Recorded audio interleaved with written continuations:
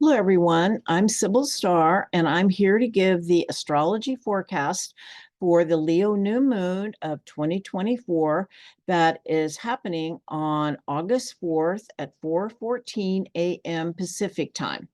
And it occurs at 12 degrees, 34 minutes of Leo.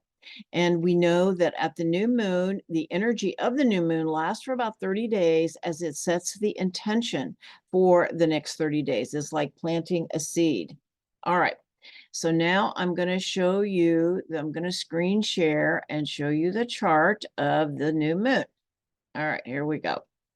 All right, so here it is. As you can see, we've got the Leo new moon, August 4th, 4:14 a.m. Pacific time. So here we go. So we have the sun and the moon at 12 degrees, 34 minutes of Leo, okay? And we've also got Vesta in Leo, and we've got Venus in Leo. And Venus is super strong here at 29 degrees of Leo. It's the anaretic degree. And so it has kind of extra power, but she's also at the focal point of what is called a yod, and we're going to talk a little more about a yod. But she is what is 150 degrees, or an inconjunct or a quincunx. They're 150 degrees, that aspect, with Pluto here at 29 degrees, excuse me, 0 degrees of Aquarius, and Neptune at 29 degrees of Pisces. And so it makes what's called a yod, or a finger of fate, or a finger of God. And Venus is also in a square to Uranus. So Uranus is so active right now, and it's just really shaking everything up. So, there's still a whole lot of shaking going on. And the new moon is in a sextile to Jupiter, which is conjunct Mars. Mars is coming into a tighter conjunction a little bit later in the month, and in a square to Saturn. Now, we're going to talk just a little bit about this today because it's sextile, but this aspect is very strong at the full moon. All right. Okay, now I'm going to show you the let's see here. What am I going to do? Okay, I have to screen share again. All right, I'm going to show you the yod. Here it is. Okay, so this is what's called a yod, or a finger of fate, or a finger of God. So what you have here, Venus is at the focal point. She's at 29 degrees of Leo. She's 150 degrees with Neptune, and that's either called, you can call it a quincunx or an inconjunct. She's 150 degrees from Pluto. And then they are sextile. They're 60 degrees from each other. And so this puts a whole lot of focus or emphasis on Venus. So we'll be talking about Venus. All right. We'll stop the screen share here. All right. So talk about what this all means. So first of all, a lot of Leo energy, and you can see I'm sitting in front of Leo the lion. Leo, this is a very strong archetype. The Leo archetype. Leo is ruled by the sun, and the sun is our star of consciousness. And everything orbits around the sun in our solar system. It's the gravitational field of the solar system that keeps all of the other planets in orbit. And so the sun represents our ego. It's kind of like the organizing force within our consciousness, and represents our ego.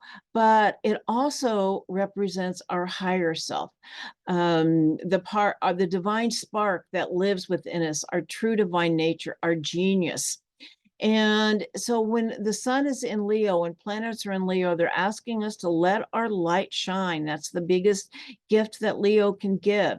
And Leo rules the heart. And so it's also about love. And of course, our star, our sun, is about love. Love is a state of being, and it is the sacred fire of our higher self. Now, you've heard of people being lion-hearted. And so when someone is lion-hearted, we think of them as being courageous, passionate, and really living in integrity, but a really kind of a fierce courageousness of aligning with what is good and true. All right. Um, Leo is associated with royalty, as the lion is called the king of the beast. And so Leo is a sign of leadership, and it rules the backbone. And when we say someone has backbone, it means they are aligned with their their own inner authority. Now, one of the shadows of Leo is playing to the crowd. Leo is all about love, and they can play to the crowd to give people what they want instead of who they really are. And that is a shadow, and they can be called come out of integrity by flattery and different ways that they can step out of their own inner authority. That's a shadow, but the goal is to live in one's own inner authority and be a leader. Okay. Leo is a strength card in the tarot deck, and it is a woman and a lion, and it has to do with overcoming one's lower nature to align with one's higher self and our own divine nature. It's also the archetype of the divine child. And so it brings into play our inner child and the sacredness of play and joy and the celebration of life. And you think of another card in the tarot deck is the sun card. And it's a child riding in the Rider-Waite deck. In many decks, though, it's a child, and he's got a big sun either behind him or near him, because he's shining like the light of the sun. All right. So it's really also about bringing that part of ourself into conscious awareness and taking care of the inner child. It's about creativity. Leo has to do with creative self-expression, whether it's art, singing, music. But one of the main forms of creativity with Leo is performance art. We see a lot of actors who have a strong Leo. And so that also brings in the concept of drama and melodrama. So it's really important to not step into the drama. Okay. And Leo on the physical level actually rules the heart, and the heart is what keeps us alive. All right. Now, I talked about the shadow. The shadow of Leo, one is playing to the crowd, and the other is an unconscious desire to be the center of attention. So it's being aware of that. All right. Now, the sun and the moon are conjunct the star Dubhe in Ursa Major, or the Big Dipper. And this star carries a Christ consciousness. And just to know, our star itself, our sun, carries Christ consciousness. It is the light of the sun, the SUN, the SON, the Christ consciousness.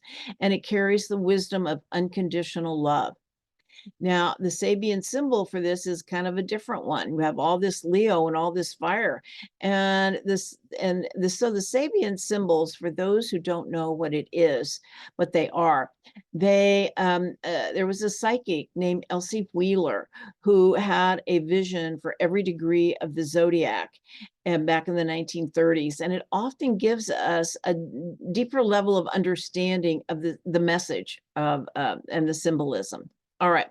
So the Sabian symbol for this degree of Leo, if 12 degrees of Leo, or 13 degrees, because we go up a degree, is an old sea captain rocking on the porch of his cottage. And so what this says to me, it's about a quiet confidence that all will work out due to the experience of weathering many storms. And we are definitely in a storm right now. And the world is on fire in many ways. And so I think what this may be saying is to step back from the drama that is playing out in the world. Now, I want to show you another image that I think is really significant here. Okay, it's the power of stepping away. When we step away from the drama, you can see, the light, when we don't participate, the fire can go out.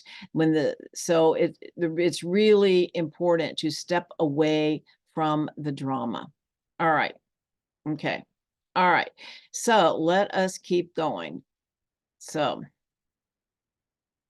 All right, so now we're going to talk once again about the finger of God or the finger of fate with the yod, with the 3 planets, Venus at the focal point, quincunx, both Neptune and Pluto, which are sextile one another.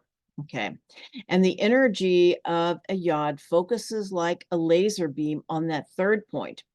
But what I wanted to say, and I may have said it, is that when it is, if you have this in your own chart, it can be dormant until it is activated. When it is activated by a transit, is when it's at its most powerful. Okay, and much of your life will be focused there, and so there's a lot of focus in this new moon on Venus at this focal point of a yod. So what could this actually mean? Well, several things. First of all, of course, Venus is goddess of love at 29 degrees of Leo. And Venus rules the 4th chakra and the green ray of balance and harmony. And I also feel like what it is showing us that there is the potential for a divine feminine spiritual leader or even a temporal leader to show up at this time. During a meditation, I had a very profound experience as I was meditating on this Leo new moon. And what came into my field was a female being of light. She was veiled, but she identified as a shining one. And she said that she was coming to help us heal our hearts and remember our true divine nature. And I feel like that is very much about what this new moon is about, healing our hearts and remembering our own true divine nature, our own divinity, which is what Leo and the sun represent. And one of the beings that kind of showed up as I was really working on this is the goddess Sekhmet. If you're familiar with Sekhmet, she is the lioness warrior and compassionate healer from Egypt. She comes from Sirius, but originally her beings came from Lyra and then the humanoid felines. She was a goddess of destruction as well as a healer. She was a guardian of Ma'at, she is a protector of divine order. Ma'at represents divine order, and Sekhmet is a protector of that. And so she comes in as a destroyer. She came in as a destroyer when people were disrespecting the creator, God, Ra, and that divine order. And so I just wanted to say, there's many fires going on in the world right now. The world's kind of on fire in many ways. I live here in the West. There's so many fires happening. And I would just say in the field, there's lots of fires. There's lots of people have very strong emotions and feelings and are putting them out in the field. And some of those feelings are really out of balance, really angry. And so she is a healer who heals through the fires of purification. And to know these fires of purification are going on. And she is a leveling force that brings about balance and harmony. And she brings in the heart of the lioness. She is fearless, and she brings in a fierce love and asks us, requiring courage to walk through these times with an open heart. She walks with us and gives us strength, and she gives us power that is aligned with love, truth, and authenticity. Regulus, the star, another really super important piece of this new moon in Venus at the vocal point is that it is conjunct the star Regulus, and Regulus is the brightest star in the constellation of Leo. It is a royal star of Persia. The Persians believed there were 4 stars that held up the heavens, and each one of the stars was associated with a different archangel, and they bring with it a different quality as well as a warning. And so Regulus brings with it great success, but can bring also about one's downfall if they practice revenge, but is very much the energy of empowerment. And it is aligned with Archangel Raphael. And Raphael is a healer. He heals through compassion and forgiveness. And he also heals with the green ray of harmony and balance and the color of nature. It's about it's how to cool down the fires that is just flaming all over the world and in our hearts, and how to come back into harmony and balance while we heal our hearts. um Raphael also reminds us that nature heals. To be out in nature can really help us get centered back into ourselves and to cool down. Let Mother Earth take some of that fire. Sit on Mother Earth. Let her take it. She can take it. And in ancient times in Atlantis, Raphael had temples where there was healing with sound, vibration, and crystals. And as we know, Albert Einstein said, the future of medicine is the medicine of frequency.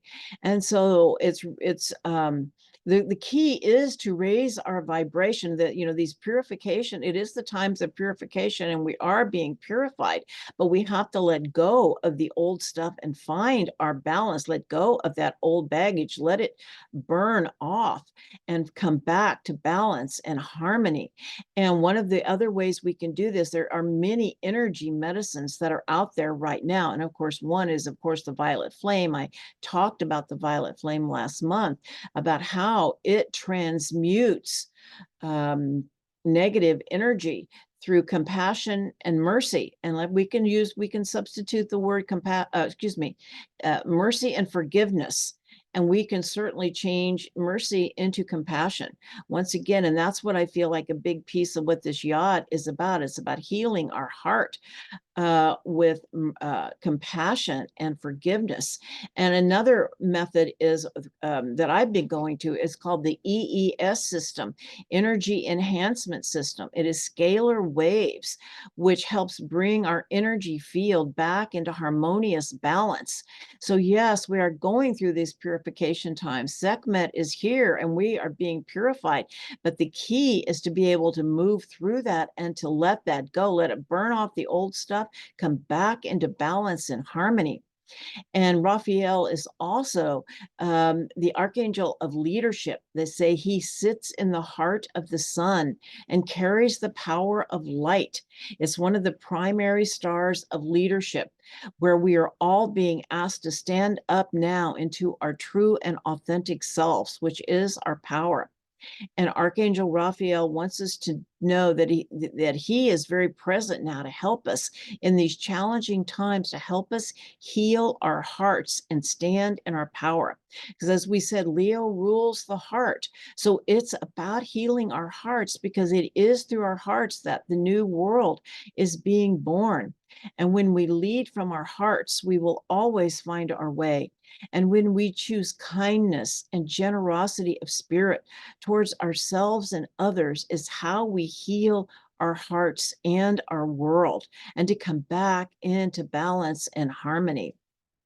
Okay, and as I said, it's this is the anaretic degree, 29 degrees. It's called an anaretic degree, and it's always a master teaching when we come to the last degree of a sign. And the master teaching here, I feel, is about the power of love to heal our hearts. In fact, it is the only thing that can. And it's also the energy of empowerment. When empowerment is aligned with love, it can move all obstacles and bring miracles. Okay, now Neptune at that 29 degrees of Pisces, we know that's the last degree of the zodiac. And I feel like as we're moving more and more into the age of Aquarius, we still have one foot in the age of Pisces, but are moving much closer, more of the Aquarius energy.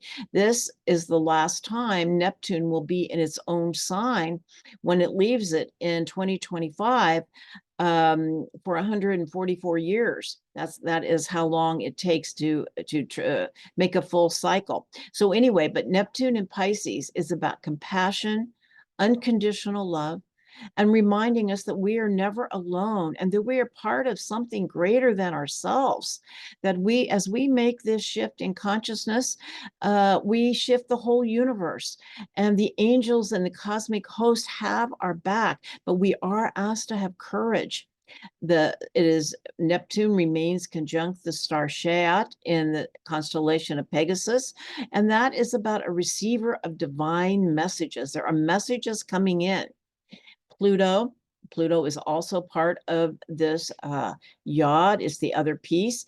And Pluto in Aquarius, 0 degrees Aquarius. Pluto's getting ready to go back into Capricorn for 2.5 months. But then Pluto will be in Aquarius for 20 years when it goes back into Aquarius in mid-November.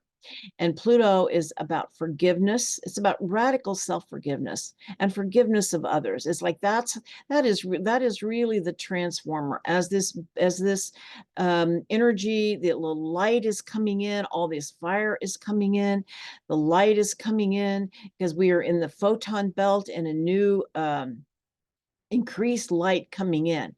And we need to align with the frequencies that are coming in. And Pluto is the transformer. Well, I think Pluto and Neptune both, through compassion and forgiveness, is how we shift our energy. Pluto brings in truth and authenticity of self. And transformation of the collective consciousness. Aquarius is very much about the collective consciousness. So as we shift our own energy, we really as we transform our own energy, we also transform the collective consciousness. As we transmute fear into love, because that's what's happening. And to remember, we are the ones we've been waiting for. There's no one coming to save us in the age of Aquarius, because it is all about the expansion of our own consciousness. And Pluto is conjunct the star Altair in Aquila the eagle.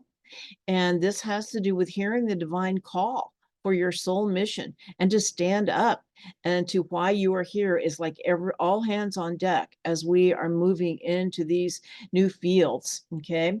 All right. And the Sabian symbol for 29 degrees of Leo.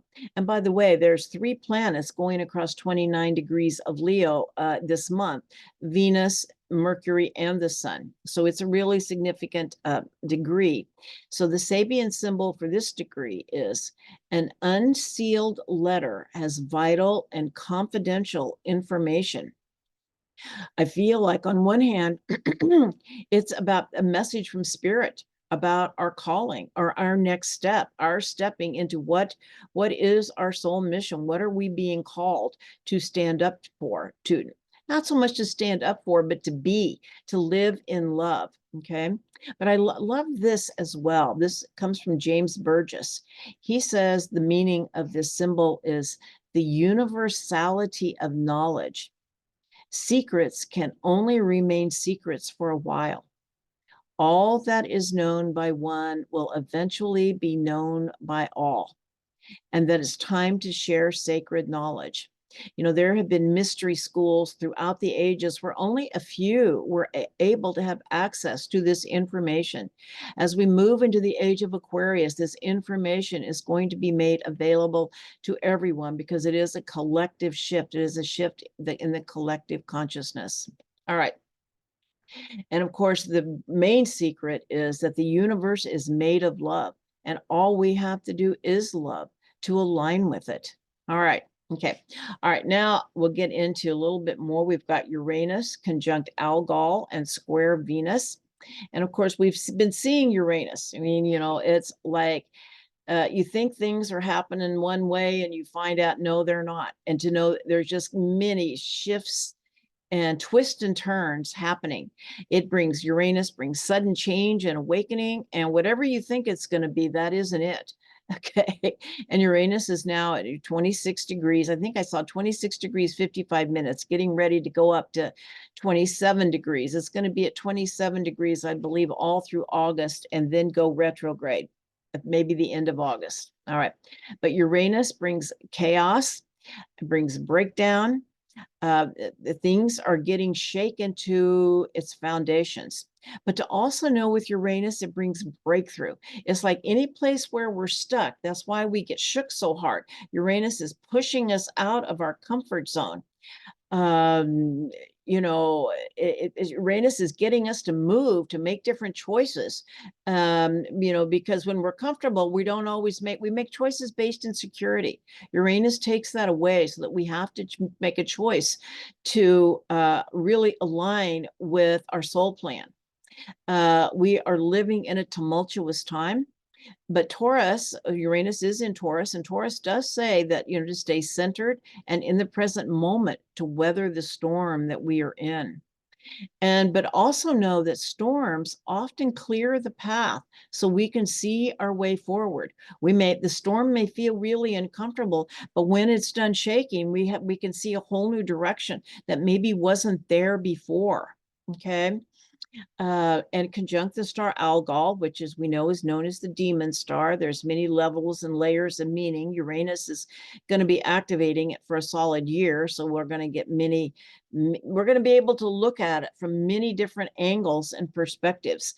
And I feel like what it's saying at this moment, it's also a dragon star, and so it's a dragon star that brings the warrior virtue of ruthlessness.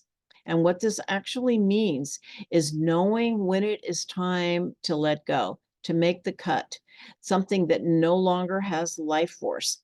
Mother Nature knows when it's time for something to die, or for the energy to change form. We know that energy never dies, it just changes form. But there is some changes. And we could also, during this time, see people whose energy field is not able to align with the new energy coming in, and so they are crossing over to help us from the other side. And sometimes it can be sudden and unexpected. Okay. But Uranus in Taurus is very much about helping us uh, help to change our vibration, to transmute fear into love. And this could show up in our relationships. It can create some difficult situations that cracks our heart open, to help us feel love. As they say, an open heart is, a broken heart is an open heart. Okay. My nose is itching just a little bit here. And as we know, a crisis can bring people together, and that is another thing that is happening. It is also important to remember that many people are struggling now. So it's important to be kind, even when we don't agree, or I would say, especially when we don't agree. We can say difficult things with kindness. Okay. All right. Now we've got Mars and so we have Mars conjunct the star Aldebaran at 9 degrees of Gemini. And this is another royal star of Persia.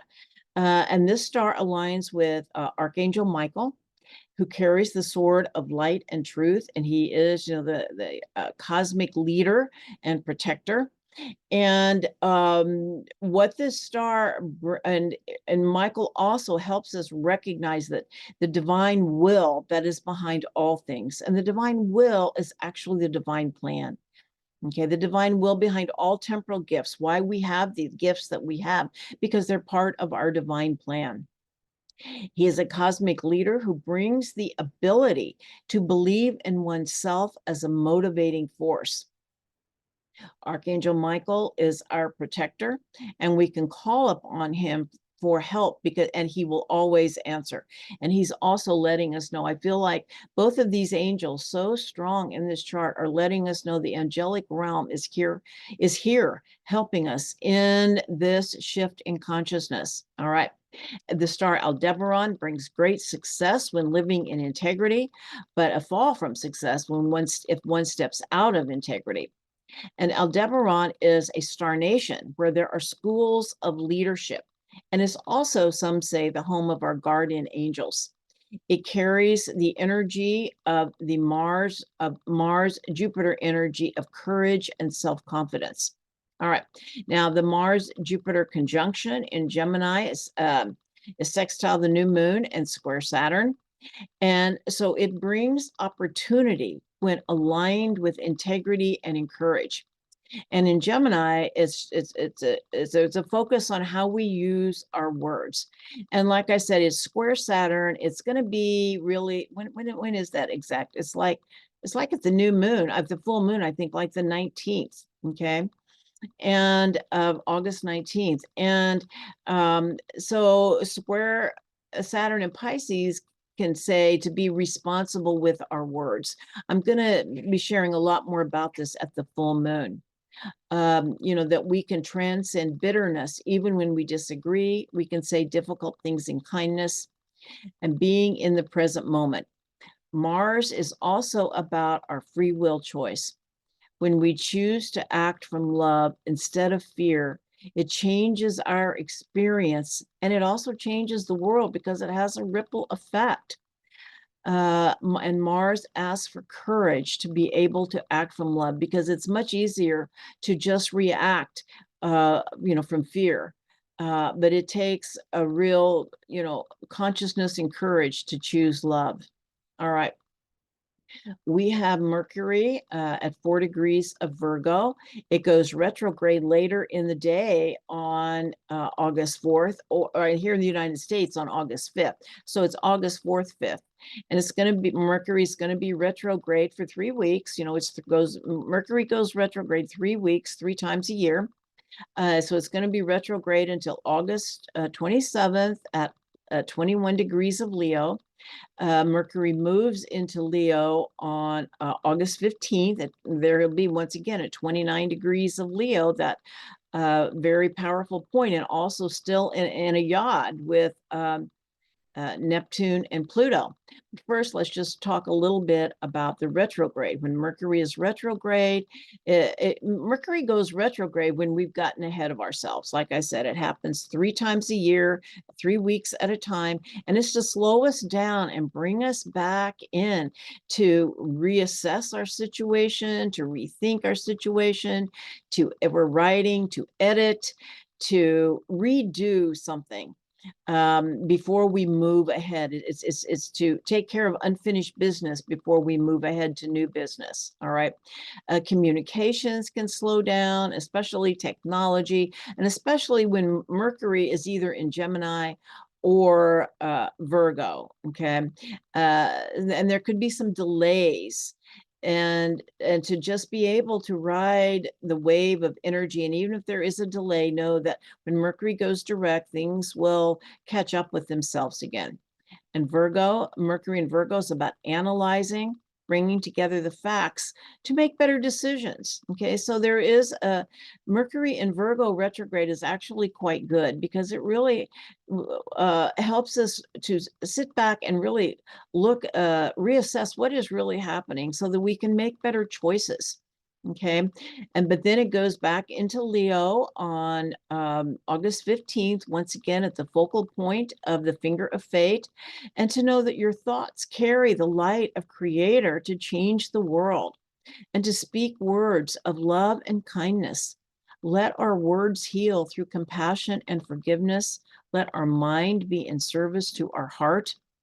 And of course, it's also going to be squaring Uranus. Uranus and Mercury are also going to be doing a dance. So there can be a whole change of perception. We might be thinking one thing now that is absolutely true, but when Mercury goes direct, you might have a whole difference of opinion, a whole different perspective. And I do want to say that Mercury is conjunct the Sun and square Uranus at the full moon on August 19th. And this is the beginning of the Democratic Convention. So it may seem like everything is under control, but there is a storm brewing underneath. Nothing is settled, and many people may change their minds. Okay. You may change your mind about issues that you thought were settled.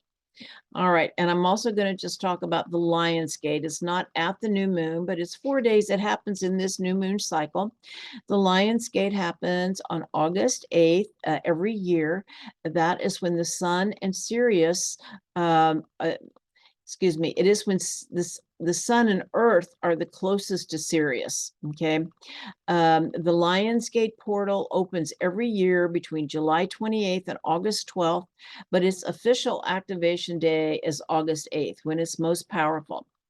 The Lionsgate 88 portal, and this year is the triple eight because the 2024 equals 8. So it's a very powerful 8 year.